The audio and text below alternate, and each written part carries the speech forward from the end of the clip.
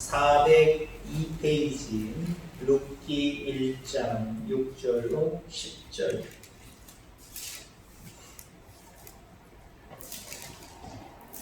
찾으셨으면 아멘. 교독하도록 하겠습니다.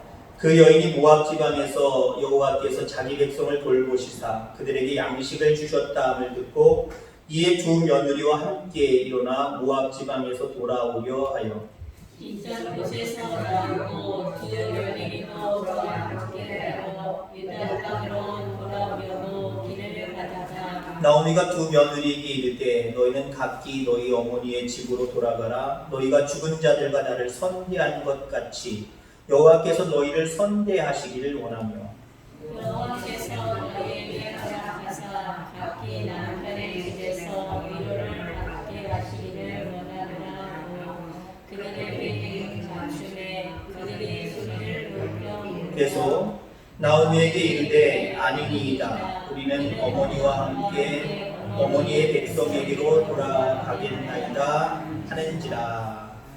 아멘. 아멘.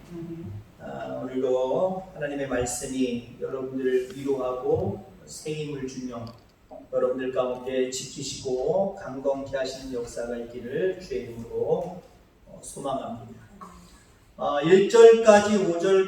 1절에서부터 5절까지의 내용을 우리가 보면은 엘리멜렉이라고 하는 사람, 그리고 그의 아내 나오미, 그리고 그의 두 아들이 베들레헴에 살고 있었지만 그곳에 흉년이 들었지요.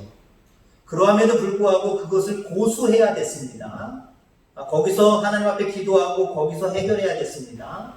그런데 이 엘리멜렉은 모압으로 내려갔지요. 자, 이 모습을 우리가 지난번에 우리가 말씀을 드릴 때 지도해보지도 않고 현실을 도피한 것이다. 그리고 더 중요한 것은 현실 도피야 우리 인간에게 흔히 범할 수 있는 그런 어떤 모습이기도 하죠. 그런데 궤도를 이탈했다는 거죠. 모압으로 가지 말아야겠습니다. 하나님이 모압을 이전부터 깊이 경계하셨거든요. 죄악스러운 백성들이기 때문에 그들과 함께 어울리는 것을 그렇게 탐탁하게 생각을 하시지 않으셨습니다. 그런데 어찌됐든 간에 먹을 것이 많다라고 하는 그 단 하나만의 이유로 엘리멜렉은 그 모압으로 가는 것을 단행했지요. 그것이 궤도를 이탈해버린 겁니다. 그러니까 죄라고 하는 하마르티아 관역에서 벗어났다, 이탈했다는 거죠. 그러니까 하나님이 원하시지 않는 모습으로 이탈해버렸습니다. 그 결과가 어떻습니까? 비참했습니다. 그 가족이 너무나도 비참했어요. 엘리멜렉이 원인 없이 죽었고요. 두 아들이 장가들었지만 자식 없이 두 아들도 죽습니다. 그래서 결국 나오미와 그의 자부 둘만, 세 여인만 남는 비극이 1절로 5절까지의 말씀이 거기에 나와 있는 모습을 보게 되죠. 그럼 6절 말씀부터 어떤 말씀이냐? 이제 나오미와 그리고 한 사람을 더 추가한다고 한다면 룻이 회복의 자리로 나아가는 모습이 본문에 나와 있습니다. 하나님은 참 감사한 것이요. 우리가 하나님의 말씀의 길에서 이탈해서 죄를 범할지라고 할지라도 하나님 우리에게 기회를 주세요. 다시 회복의 자리로 갈 수 있는 기회를 주신다라고 하는 거죠. 자, 그래서 오늘 6절부터 10절의 말씀을 통해서 이 나오미가 어떤 회복의 자리로 갔는지라고 하는 부분을 좀 살펴보려고 합니다. 그래서 나오미가 도대체 어떤 결단을 했고, 물론 그냥 맹목적으로 뒤따라가는 것 같지만 룻이라고 하는 그 여인도 한마디로 아주 대단한 결단을 하고 시어머니를 따라간 거거든요. 그래서 이 나오미의 결단과 룻의 결단이 어떻게 회복의 모습으로 이어지는지, 우리도 죄의 자리에서 왜 회복의 자리로 나아가야 되는지라고 하는 부분들을 함께 살펴보려고 합니다. 오늘 본문 앞부분에 바라보면은요, 6절에 그 여인이 모압 지방에서 여호와께서 자기 백성을 돌보시사 그들에게 양식을 주셨다함을 듣고 이에 두 며느리와 함께 일어나 모압 지방에서 돌아오려 하여. 여기 회복의 자리로 나아갈 수 있었던 이 나오미의 결단을 세 가지로 우리가 추측을 할 수가 있어요. 나오미는 회복의 자리로 가기 위해서 세 가지 어떤 결단을 했느냐? 첫째는요, 일단 영적으로 민감했습니다. 여러분, 우리가 회복의 자리로 나아가기 위해서는요, 영적으로 민감하셔야 됩니다. 영적으로 민감하셔야 돼요. 어떤 사람들은 뭐 냄새에 민감한 사람들이 있어요. 나쁠 때도 있고 또 좋을 때도 있어요. 어떤 사람들은 손 감각에 예민한 사람이 있어서 손으로만 뭘 만져도 무슨 물건인지 눈을 감고도 맞추는 사람이 있어요. 그것이 물론 좋을 수도 있고 나쁠 수도 있어요. 영적으로 민감하다. 이건 우리에게 득이 되면 득이 됐죠. 실이 될 거 하나도 없어요. 오늘 나오미가 이제 다시 베들레헴으로 돌아간다라고 하는 결단을 내릴 때에 우선 그 결단의 과정에 있어서 원인과 결과를 살펴보려고 합니다. 왜 그런 결단을 했을까요? 갈 때가 돌아가야지. 베들레헴으로 돌아가야지. 그 결단하게 된 원인이 있습니다. 듣고 뭘 들었을까요? 베들레헴에 다시 풍년이 들어서 먹을 양식이 풍족하게 되었더라 라고 하는 걸 들었다는 거예요. 듣고 여러분, 그래서 우리가 회복의 자리로 나아가기 위해서는요, 주님 곁을 멀리하고 하나님 회복하게 해주셔서 나 혼자 기도해도 안 돼요. 말씀의 자리로 오셔야 돼요. 말씀을 주야로 묵상하며 말씀을 떠나지 말아야 돼요. 지도 물론 중요해요. 그러나 말씀을 먼저 붙드는 게 더 중요해요.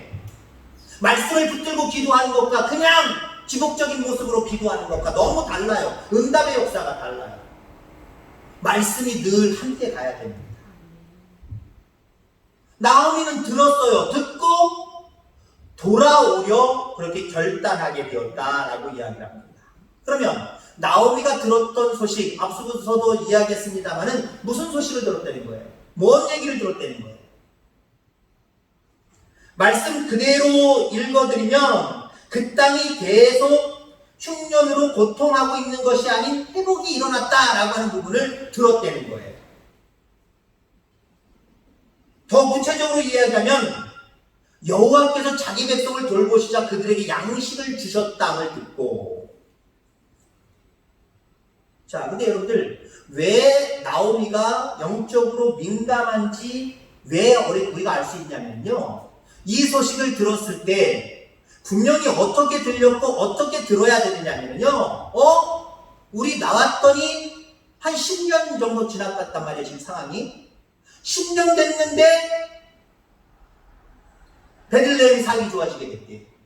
풍년이 들어서 먹을 양식이 풍족하게 됐대. 그 얘기 듣고 갔다고 한다면 그냥 일반인이에요. 영적으로 민감한 사람이다라고 우리는 판단할 수 없어요. 근데 뭐라고 지금 얘기하고 있어요? 그 이야기하는 모습을 통해서 우리는 이 여인이 참 민감한, 영적으로 민감한 여인이다. 여호와께서 자기 백성을 돌보시사, 아멘. 그냥 어떻게 세월이 지나다 보니까 풍년이 들어서 먹을 양식이 많아졌대, 이게 아니에요. 하나님이 그 백성을 돌보셔서 먹을 양식이 풍성하게 됐다는 거예요. 뭘 얘기하고 있는 거예요? 먹을 양식이 풍족한 곳에 왔지만 하나님이 함께 하시지 않으면 우리 집안 꼴이 나는 거고, 하나님이 함께 하시니까 흉년이 들었어도 또 회복하시는 하나님이 그렇게 은혜를 베푸시는구나, 이런 모습으로 바라봤다는 거예요. 단순히 우리 그때 잘못 결정했어, 재수가 없으니까 어떻게 그렇게 재수가 없었어, 그때 오지 말았어야 되는데 순간의 선택이 한 10년을 좌우했네, 이렇게 들린 게 아니에요. 나오미는 지금 자기들이 이런 어떤 고통과 비극을, 그 가문이 누리는 모든 것들을 하나님이 그렇게 하셨다고 받아들이는 거예요. 그리고 기근이 들어서, 흉년이 들어서 살기 어려웠던 베들레헴 가운데 하나님 풍족한 양식을 주신 것도 하나님이 그렇게 하셔서 그렇게 되었다라고 믿는 거예요. 여러분, 하나님이 하시는 일들 가운데 여러분들이 민감해야 돼요. 제가 전에 그런 말씀 드렸죠. 우리 교회는 아직 그런 분들이 없지만, 제가 한 15년, 20여 년 전에, 20여 년 더 됐대요. 거의 26, 7년 전에 처음 목회할 때 뭐 이렇게 꾸는 사람들이 많아요. 성도님들마다 나 무슨 꿈 꿨는데 목사님 이거 뭐예요? 그러다 보니까 잘 모르겠어요. 처음엔 잘 모르겠어요. 꿈을 해석하는 능력이 제가 없었거든요. 그래서 하나님 앞에 하나님 자꾸 성도들이 꿈 얘기를 하는데 이거 어떻게 해석을 해야 될까요? 하나님 저한테 꿈을 해석할 수 있는 능력을 주세요. 근데요 하나님 저한테 능력을 주셨어요. 믿거나 말거나지만 어떤 능력을 주셨냐면 저한테 지혜를 주셨어요. 하나님을 잘 섬길 수 있는 축복의 메시지를 해석해라. 그 말씀을 주셨어요. 그래서 어떤 꿈을 꿀 때마다 그 영혼의 상태를 얘기해 주고요. 그 영혼의 상태에서 좀 더 분발할 것을, 하나님을 기쁘시게 하며 살아갈 것을 그 꿈을 통해서 해석하기 시작을 했어요. 근데 중요한 것은요, 하나님 그 꿈 해석을 기뻐하시더라는 거예요. 성도들도 기뻐하고 조금의 변화들이 있기 시작하더라는 거예요. 내가 직접되고 성도님 저런 부분이 부족한데 설교 시간은 어떻게 얘기를 하지? 개인적으로 만나서 어떻게 얘기하지? 얘기하기 난해한 것들이 있었어요. 근데 그 꿈을 꿨으니까 본인이 꾼 거잖아요. 본인이 꾼 거고 나는 내가 해석하는 것이 아니라 하나님이 내게 지혜 주셔서 해석하는 걸로 말씀을 드리니까 과감하게 얘기할 수 있잖아요. 지금의 신앙 상태를 보여주는 겁니다. 그래서 지금의 신앙 상태를 얘기할 수 있고, 그래서 하나님이 이렇게 하기를 원하십니다. 꿈을 들어서 해석을 해서 그렇게 적용을 시키는 거예요. 그러니 서운할 일이 없어요. 그 얘기 들었다고 기분 나쁠 일 없어요. 때로 설교 시간에 말씀을 들어도요, 저건 나한테 하는 얘기야. 좀 전에 나한테 무슨 일이 있었는데 나랑 했던 이야기랑 똑같고 사건이랑 똑같고 분명히 나랑 하는 얘기야 하고 아멘하는 성도들이 있는 반면 대부분의 많은 성도들은 하고 돌아서요. 목사님 입이 가벼워서 강단에서 내 얘기를 지금 하고 있다고 그런 식으로 삐져요. 여러분 그렇습니다. 여러분 모든 세상 돌아가는 모든 모습들을 하나님과 직결시키시길 바랍니다. 물론 너무 직결시키면 안 돼요. 예전에 그 귀신론 그런 것들 유명하고 그럴 때 감기 걸려도 귀신 걸려도 귀신이 들어가서 그러는 거예요. 그러니까 너무 이상하게 적용하지 말고요. 내 신앙의 모습을 바라보면서 그리고 하나님이 기뻐하시는 모습이 무엇일까를 우리가 좀 더 발전적인 모습으로 나를 다그치고 채찍질할 때 우리는 이게 왜 그렇지? 하나님 무슨 뜻이 있어서 그렇지? 여기서부터 해석을 들어가기 시작을 해야 돼요. 세상적인 모습으로 이 상황은 어떤 상황이기 때문에 이렇게 상황적인 판단, 이건 세상 사람들이 하는 판단이에요. 그렇게 판단하지 말고요. 우리는 하나님의 관점에서 판단하고 하나님의 관점에서 해석할 줄 알아야 돼요. 이게 영적인 민감함이거든요. 우선 여러분들 회복하기 위해서 영적인 민감함이 여러분들 가운데 있어지게 되기를 주의 이름으로 축원합니다. 자, 그 다음에 나오미가 또 어떤 과정을 거쳤냐면은 죄에 대한 자각이 있었다는 거죠. 영적으로 민감할 뿐만 아니라 죄에 대한 자각이 있었어요. 야, 베들레헴을 하나님이 역사하셔서 다시 풍년이 들었대. 이렇게 해석을 했어요. 영적인 민감하고 이렇게 해석을 했어요. 그러면서 죄에 대해서 자각을 하기 시작합니다. 아, 우리가 이렇게 먹을 양식이 있는 곳으로 왔지만 인간의 모습으로 바라볼 때 최선을 다하고 최고를 선택해서 왔지만 이건 죄였구나. 현실을 도피하고 하나님의 대도에서 이탈하는 죄를 우리가 범한 거구나. 그 자리에서 언제든지 역사하시는 하나님을 붙들어야 되는데 우리 신랑이 그리고 내가 옆에 있었던 내가 잘못했구나. 끝까지 우기고 하나님의 말씀이 있는 베들레헴에 있었어야 되는데 거기서 기도하고 거기서 문제 해결을 했어야 되는데 우리가 하나님이 싫어하시는 이 모압 땅으로 와서 뭘 어떻게 좀 해보려고 이게 죄구나. 이렇게 죄에 대한 자각이 있었다라고 하는 거죠. 13절, 21절을 보면은 우리 오늘 본문은 아닙니다만은 여호와의 손이 나를 치셨으므로 나는 너희로 말미암아 더욱 마음이 아프도다. 자기의 형편을 한마디로 재수 없어서 이런 꼴이 됐다. 팔자가 사나워서 내가 바보가 됐고 니네들도 바보가 됐구나. 이게 아니에요. 하나님이 나를 치셨다 그랬어요. 우리 가정을 치셨다라고 얘기했어요. 왜 칩니까? 하나님 왜 칩니까? 하나님 치시는 분 아니거든요. 사랑이 많으시고 긍휼이 많으신 분이거든요. 근데 지금 이 나오미의 가정을 보면 정말 하나님 치셨어요. 왜 치셨어요? 죄 때문에 그런 거예요. 다른 거 없어요. 죄 때문에 그런 거거든요. 깨닫기를 원하셔서 이렇게 하신 줄 믿습니다. 나오미는 깨닫지 않아요. 하나님이 나를 치셔서 21절에 보니까 내가 풍족하게 나갔더니 여호와께서 내게 비어 돌아오게 하셨습니다. 지금 남은 거 하나도 없잖아요. 남편 죽고 아들 죽고 빈 털털이로. 이거를 뭐라고 해요? 하나님께서 여호와께서 그렇게 하셨다는 거예요. 왜 그렇게 하셨어요? 하나님 풍성하게 우리에게 채워주시는 분인데 왜 비게 만들어요? 이거 죄 때문에 그러거든요. 우리의 잘못, 우리의 허물 때문에, 우리의 어리석음 때문에 그런 거거든요.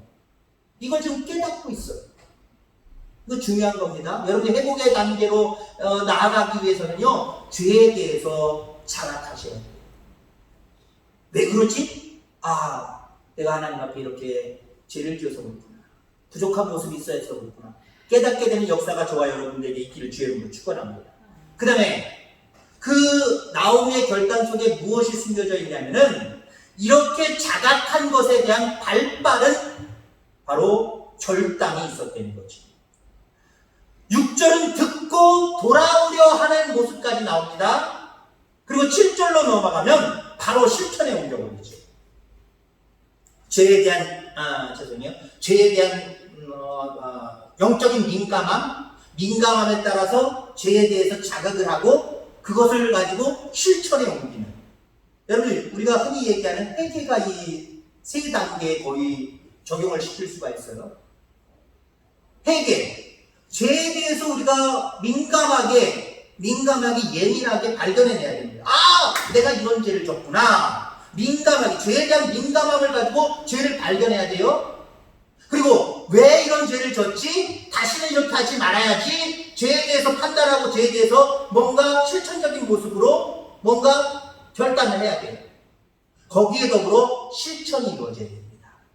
실천이 이루어져야 돼요. 회개가 이래요. 구원도 마찬가지예요. 자, 그래서 여러분들 오늘 이 나오미가 영적인 민감함을 통해서 죄의 자각을 가지고 이제는 돌아가는 수밖에 없다. 하나님이 원하시는 모습이 이 모습이구나. 가자! 바로 7절에 이어서 결단하고 발빠르게 움직이는 이런 모습들을 우리가 바라보게 됩니다. 어쩌면 우리가 요즘 현대인들의 신앙인들의 모습이 여기에 약하지 않은가라고 생각이 되어집니다. 영적인 나름대로 민감함은 좀 있어서 죄에 대한 자각은 갖고 어떻게 했으면 좋겠다, 내가 앞으로 이렇게 살아가야지라고 하는 그런 어떤 자기들의 소원까지도 있긴 있지만 실천에 옮기는 건 좀 약하지 않은가 이렇게 생각이 되어집니다. 이 세 개가 같이 갈 때, 동시에 일어나는 건 아니지만 같이 갈 때 회복의 역사가 일어나는 줄 기억하기를 주의 이름으로 축원합니다. 그러면 오늘 자부 중에 오르바가 있고 룻이 있습니다. 첫째 자부 오르바. 결국 오르바는 돌아가 버렸습니다. 시어머니의 말에 두 번 이야기했을 때 그때 돌아가고 룻은 돌아가지 않았습니다. 그러면 룻은 무슨 생각을 하고 돌아가지 않았을까요? 룻은 도대체 무슨 결단을 가지고 있었기 때문에 시어머니를 쫓아서 자기에게는 어쩌면 이방인 이스라엘 땅으로 들어갔을까요? 물론 나오미가 가졌던 세 가지를 기본적으로 다 가지고 있었습니다. 그리고 나름대로 시집와서 시어머니에게 나름대로 흘려들은 신앙교육을 받음으로 말미암아 영적인 어떤 민감함이 있었고, 내가 어디를 따라야 되는 거냐? 어머니 하나님이 나의 하나님이 되고, 하나님은 살아계신 분이다. 난 그전에 몰랐는데 우리 어머니 때문에 내가 하나님을 알게 되었어. 나 하나님을 선택할 거야. 이거 영적인 민감함이 있어서 그가 되는 거거든요. 당신이 엄마가 좋아서, 시어머니가 좋아서, 난 출가 외이니까 시어머니가 좋으니까 난 죽을 때까지 시어머니 쫓아다닐 거예요. 그러면서 그렇게 고집부린 거 아니에요. 영적인 민감함이 있었기 때문에 하나님이 어떠한 분인지 알고 하나님을 선택한 거예요. 죄에 대한 자각도 있었을 거예요. 시어머니의 잘못만입니까? 시아버지 엘리멜렉의 잘못만 이겠습니까? 나름대로 자기에게도 죄가 있다라고 하는 죄의 자각이 있었던 거고요. 그리고 이 자리에 남으면 죄의 자리에 남는 것이다 라고 생각하고 죄가 아닌 선한 하나님의 말씀이 있는 베들레헴으로 가기를 원하는 그런 모습들, 그런 결단들이 있었다라고 하는 거지. 그리고 어머니가 갈 때 계속해서 따라가는 그런 실천적인 결단도 이 룻에게는 있었습니다. 근데 이 룻에게 이 나오미가 갖지 못했던, 아니 갖더라도 좀 연약했던 오히려 룻 쪽으로 갈수록 더 강력했던 한 가지가 더 있어요. 룻이 결정적으로 결단할 수, 회복의 자리로 돌아갈 수 있는, 결단을 할 수 있는 결정적인 게 있었어요. 그건 바로 긍휼히 여기는 마음이었습니다. 긍휼히 여기는 마음.